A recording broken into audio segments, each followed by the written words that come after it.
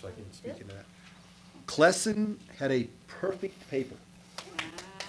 So on this major profit test, he got 100 plus Milvian bridge for 101. Wow. So because he's got that, I said, okay, Klesson, you do the lecture. Yep. So I'd like a lecture on Genesis through Esther. Okay. All yours. Here we go. All right. Guys, this is the part, remember, this is the key. To everything we study in the Old Testament is Genesis through Esther. So you might want to take notes, or you might want to just see how much of this you know. Because this is really kind of important. All right. Well, we know Old Testament breaks down into 3 sections. We've got the history,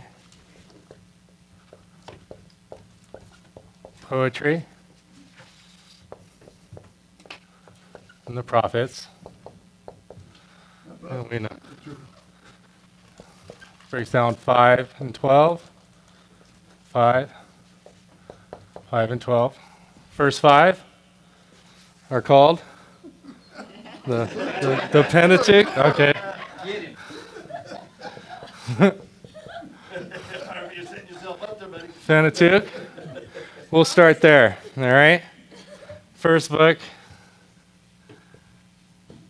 Genesis. It breaks down into 2 sections. You have 4 main events.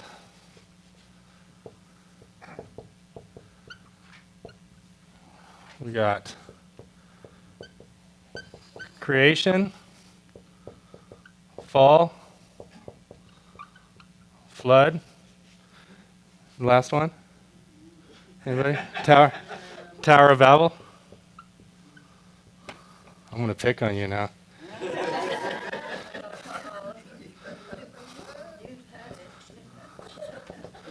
All right. Those are the 4 main events. The other part are 4 patriarchs. We got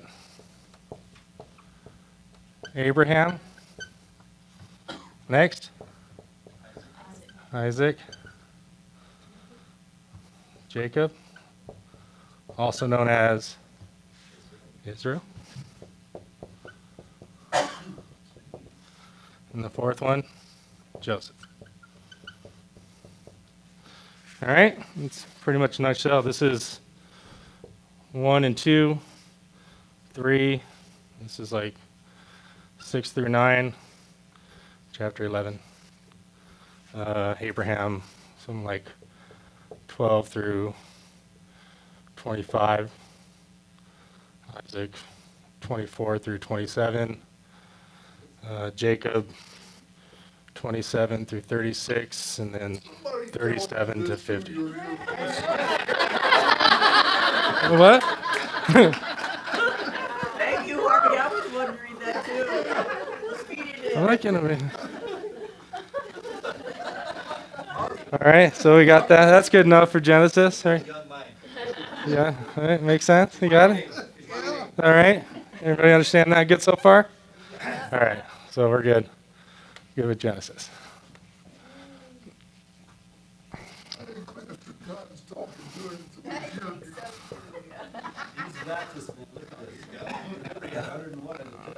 Exodus can break down.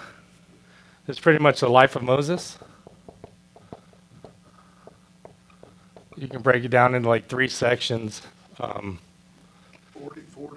and 40 for the years. 1 through 40, he's the prince of Egypt. And that's where the Pharaoh raised him, trained him, educated him, and loved him. And things were going pretty good for him. He ended up killing the Egyptian, fearing for his life, and had to split. He goes. He flees to Midian. This is years 40 to 80. Flees to Midian because the Midian shepherd meets Jethro's 7 daughters at the well. Ends up taking Zipporah, I guess her name is, as a wife.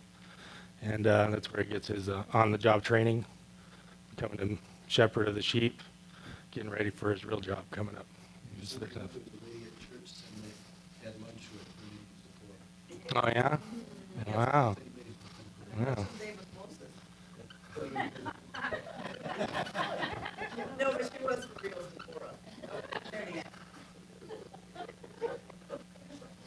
We gotta find her Wilson.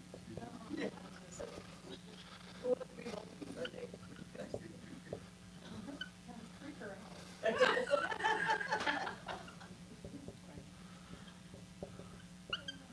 And the last 40, he becomes a wilderness deliverer. He goes back to Pharaoh, receives message from the burning bush from God, gets his calling, goes back to Pharaoh, go through, that's where we get the 10 plagues. We all know about them. We all know the 10 plagues, but the interesting thing about them is how each plague, God used one of the gods of Egypt to make his point known and to introduce himself. Even the last plague, the killing of the firstborn, the Pharaoh thought of himself as a god, a living God. So, with killing of the firstborn, actually killing, one of the next gods of Egypt, And that's also. This lesson goes through this. You're tracking it quite well, correct? You go, I know this. Yeah, this is right. This is not foreign stuff, right? Yeah. Nice. Pick up the pace a little bit less. Okay. I'm going to go to the progressive doctrine of the Lamb real quick. We know this is where it changes. At first you have Abel in Genesis. It's the blood for a lamb for just a single man. This is where it changes with the Passover. It goes to a family. And then with Day of Atonement, the high priest, it becomes for a nation. And then with Jesus, Lamb for the world. And that's where it changes for the doctrine, okay? But wilderness deliverer, go through 10 commandments, also at this time, building of the tabernacle, all that stuff in Exodus. Okay, good? Any questions? No questions? No questions? No questions allowed, I should say. All right, good. All right.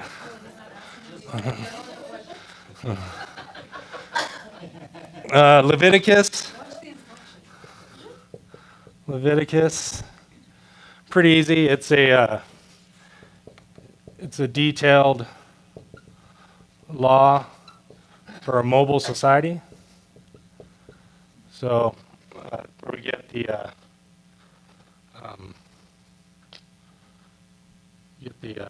what are we talking about? Five what do you call it? Grain offerings, 5 offerings. We got the burnt offering, the grain, the peace, the sin, and the guilt, also known as the trespass offering. And then you also get the 7 feasts. And here we have, 7 feasts, Passover. You have unleavened bread.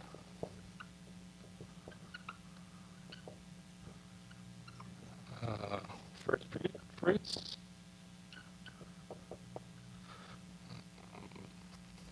What else we got? Pentateuch.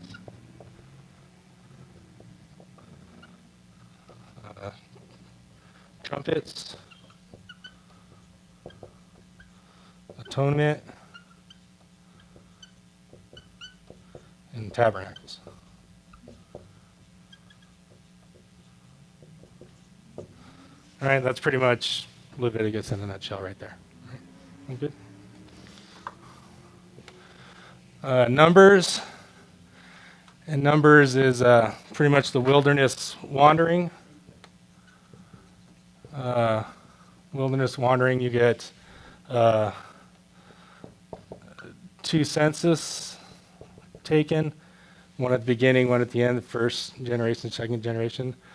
You pretty much have the failure of the first generation with Kadesh Barnea, and then just a preparation of the second generation to prepare for their conquest. That's Numbers.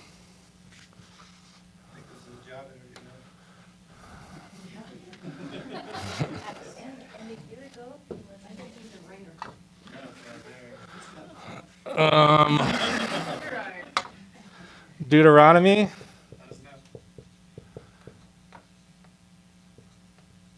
Is pretty much means second law, and it just it adds to the previous law that was given to Moses at Sinai.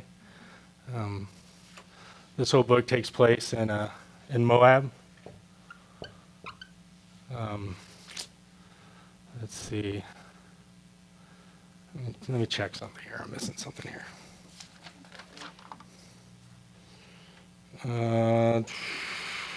It's just a detailed log for an agrarian society for agricultural farming and all that stuff. And it ends with the death of Moses. And that ends Deuteronomy. Okay, and that ends the Pentateuch.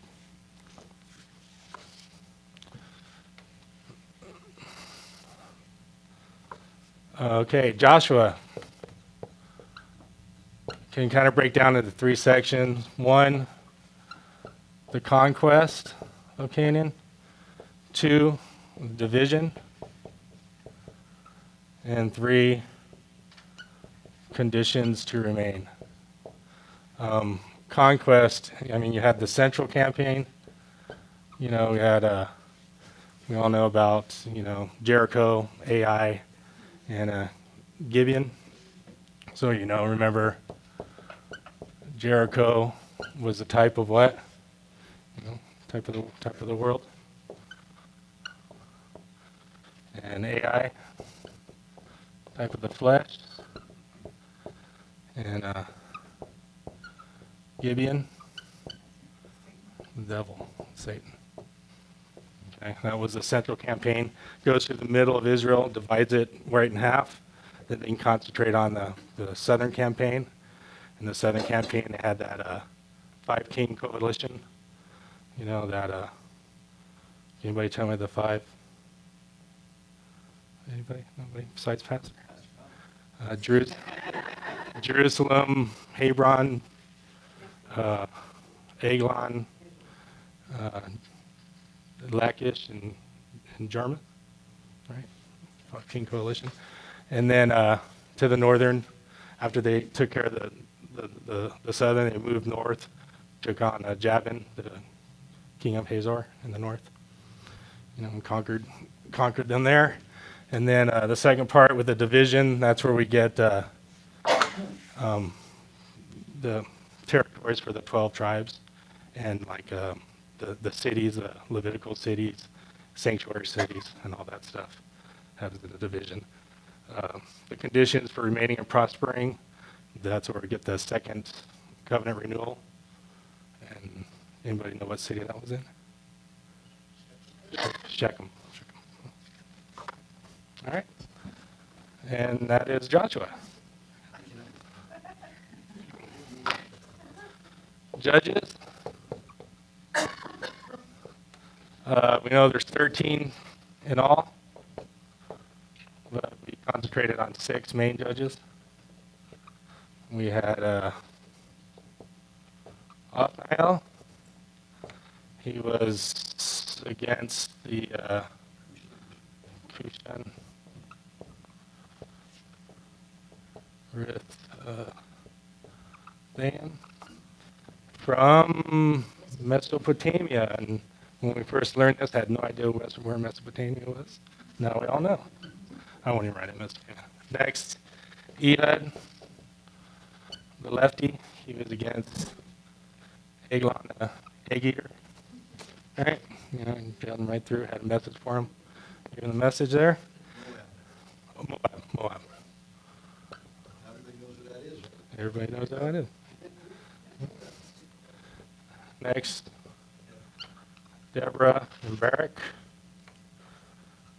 And we all know that was against the Jabin up north, and leader of his armies, Sisera, fled and found refuge in the wrong tent with Jael.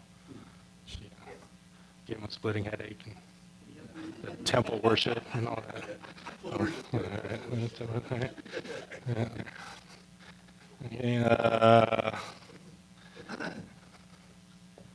Gibeon against the Midianites. You know his story. He had like 32,000 troops ready to go. God said that's way too many. You know, anybody want to go home? Cut it down to 12. Still too many. Drink a certain way. You know, get his 300 men, and all they had were the pitchers and torches and With Gideon and the Midianites, they were like nomads, but they were coming over from the Ammon area. So they came from Ammon across the river. So you didn't know that is because Okay. the Midian was over where Moses was. Okay. Okay. Next, Jephthah, and he was with the Ammonites. And you remember, he's the one that made a vow to God that if he was delivered in battle and made it home, that he would give a burnt sacrifice to whatever met him first, and instead of being his cow or a chicken or something, it was his daughter. So that's there. And last one, of course, Samson against the Philistines. And we know Samson was a Nazarite. Numbers 6, Nazarite vow. Three things that the Nazarites weren't supposed to do, Harvey.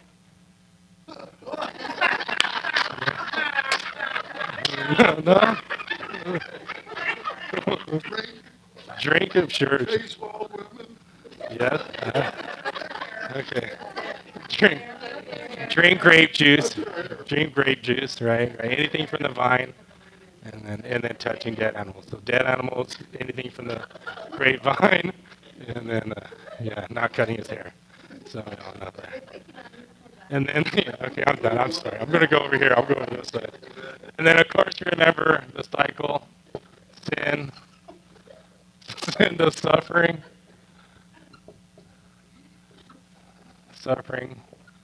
to supplication,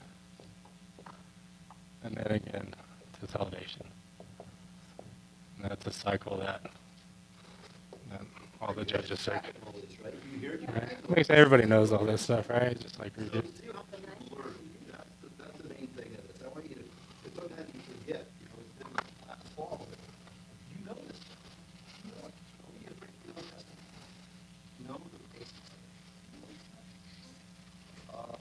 September, October, November, September. That's not, this is not your teaching for next year.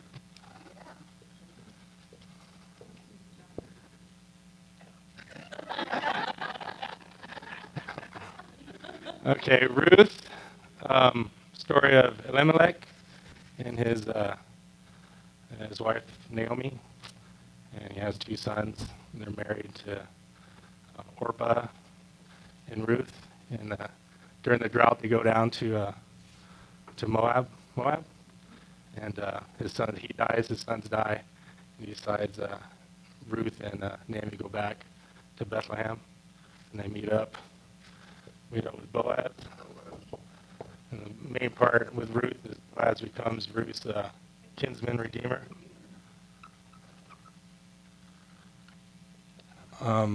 That's probably the most important part about Ruth. The other thing, Ruth, written by Nathan, at the end of Ruth, they have that genealogy in there. If you remember in, I believe it's Genesis 38, the story of Judah and Tamar, where they have that illegitimate child, Perez, and they had that law that it takes, any illegitimate birth up to 10 generations, that you can't hold the assembly of the Lord. So he throws that in there, and he shows that from Perez to David Shows right in there. It's 10 generations. So that's the other reason why that's in there. So that's Ruth in a nutshell right there. Okay? So what do you guys think? How's he doing?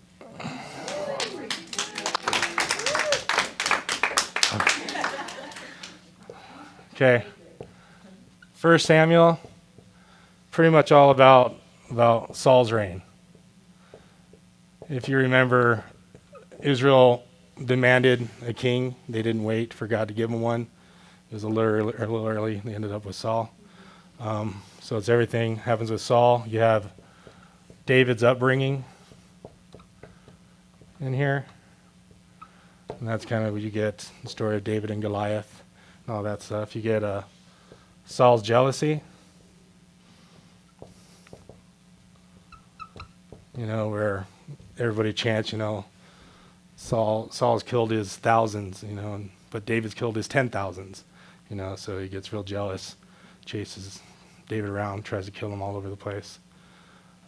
He ends up, 1 Samuel ends with Saul's death, him and his sons getting killed on Mount Gilboa by the Philistines. And that's in. Everybody knows. That's where Saul ended up, right? That's 1 Samuel. 2 Samuel. Before you go on, Cleston, Yes, just sir. a quick point. Since you guys know the maps now, Saul was killed on Mount Gilboa. At the bottom of Mount Gilboa is a spring called Harod Springs. Harod Springs is where Gideon told the guys to get a drink of water. So that's right at the base of Mount Gilboa. When we go to Israel, we step, there's Mount Gilboa where Saul was killed. There's Harod Springs, and we have some guys that sit, in two different positions on. But just so you know, that's where it is. Anyway, keep going. Okay. Keep going. 2 Samuel, it's all about David's reign. He has some success. The ark is moves to Jerusalem, and he also purchases a threshing floor for the temple that his son will later build. He has some failures. We all know, stories of, Uriah and Bathsheba, and everything goes along with that, and the consequences that from his actions. That's pretty much 2 Samuel right there. 1 Kings. In the beginning of 1 Kings, we have the death of David, and it's all about Solomon's reign. And then also in 1 Kings chapter 12, that's where we get that split of Israel. With we have north, you have Jeroboam. In the north, they keep the name Israel. The capital is Samaria. And then Rehoboam, they take the name Judah. Jerusalem. All right, so that happens in chapter 12 of 1 Kings, right there. 2 Kings, it's where you get the two captivities, Assyrian. We all know about the Assyrian captivity. What year? 722 BC. All right, and Babylonian captivity. Babylonian captivity had 3 deportations. First one, 605, 597, 586. First one, we know Daniel went with this one with other elites. 597, Ezekiel with other priests and leaders. And then 586, when the temple fell. and took everything else right then. That's 2 Kings in a nutshell. Good, easy enough. Chronicles, it's pretty easy, at least to explain. First Chronicles is just retells. First Chronicles just retells First and Second Samuel from the priestly perspective.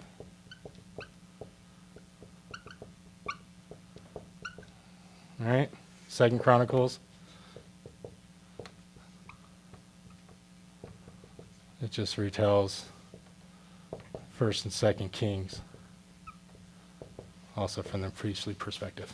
That's those right there. All right. And we're at next one. It's Ezra. Ezra. Yes! Yes, Arnie, this is excellent. Making me feel all good. Ezra kind of starts with the Cyrus and his decree in 536 BC. He allows, 50,000 to go back, start rebuilding the temple under the leadership of Zerubbabel. And Invited all of them to go back, didn't you? But only 50,000. right, and Sheshbazzar were the two leaders. They went back, rebuilt the temple. They got the floor done in a couple years. Got lazy, worked on their own stuff, and that's where you get the Haggai and Zechariah come in, get them going again. So that's that's for the temple right there, and then the reformation of the people. That's when Ezra himself returns. Persian king Artaxerxes sends him back at 457, I believe, 457 BC. Ezra goes back to reform the people. And it's Ezra in a nutshell. Right? Nehemiah, it's pretty easy. Remember Nehemiah, he was actually a cupbearer for Artaxerxes, pretty trusted. Asked if he could return back to rebuild the walls. He got sent back in 445 BC and rebuilt the walls. Anybody know how long it took? 52 days. How many miles of walls? Nah, I have no idea.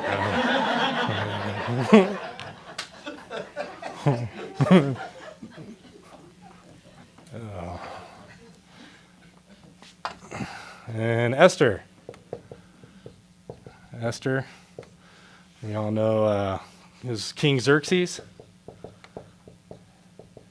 And his queen Vashti didn't want to do what he said. He gave her the boot and had a Miss World contest, and Esther won. Malachi or Mordecai. Mordecai wrote it. He was her guardian. You had Haman, the villain, wanted to destroy Mordecai and the rest of the Jews, convinced Xerxes to, hunt him down.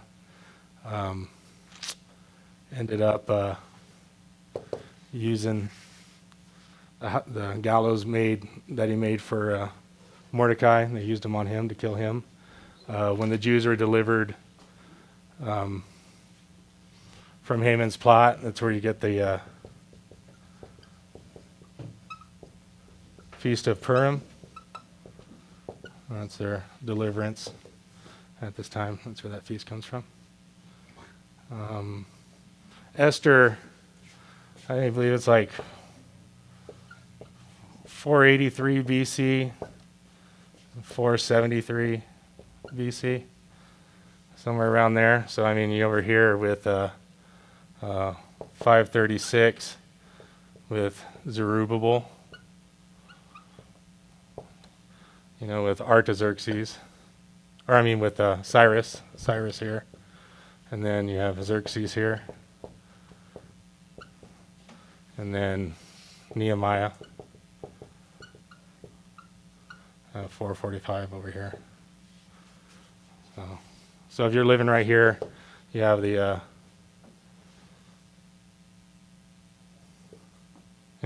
so takes place right in the middle there. So the Reformation of the people took place after Esther. Mm-hmm. Well, I think you did all Who's right. Haman a type? I did way good. Haman is type of the devil, Satan. I got a And then if you have the past, if you're living right here in this present, this is the past, present, and future, you all go to the bar, it's pretty tense. It's tense. Past, present, future, it's tense. You didn't. Okay. And that's it. That's I got a question for you. okay. Have you heard of a guy named Ian Bounds? Yes, I have. Tell me, you're reading him, right? Yes, I am. What do you learn there? I'm learning to pray and how important it is. It's probably the most important thing you can do with your day, with your morning and midday and your night. How many chapters are you into that? About 11, 12, somewhere around there. Yeah. It's great. Clesson, that was absolutely fantastic. Thank you. What's that? We'll be honest with you. Yeah, he let me practice. I knew it was coming. He knew it was coming. He taught me last week. Yeah. So I knew he could do it. 'Cause I'm not going Yeah. to set up a new believer for failure. Come on, you know So me. you really were feeding him through the No, earphone? no, he's got it. But here's what's been happening with Clesson. Clesson got saved last year at Easter, right around Easter, right after Easter. Was it at Easter? July. It was July. I started coming here on Came- Easter. Okay, so in July he got saved. So I mean, we're talking 9 months, 10 months. And then about what, 4 months ago, we started discipleship? Mhm. So we started doing discipleship. Tom, you know. We're only in Exodus, so that didn't help me with this class that much. It wasn't like That's right, we did Genesis to Exodus. I was impressed. A long way. He's only gone through half of Exodus, so we finish up Exodus. no, we're just right in the middle of it. Yeah. But you can see what happens when you study. This is studying. He's also doing the lit class, one-on-one, the prayer, Ian Bounds. Do you work? Mhm. What are your work hours?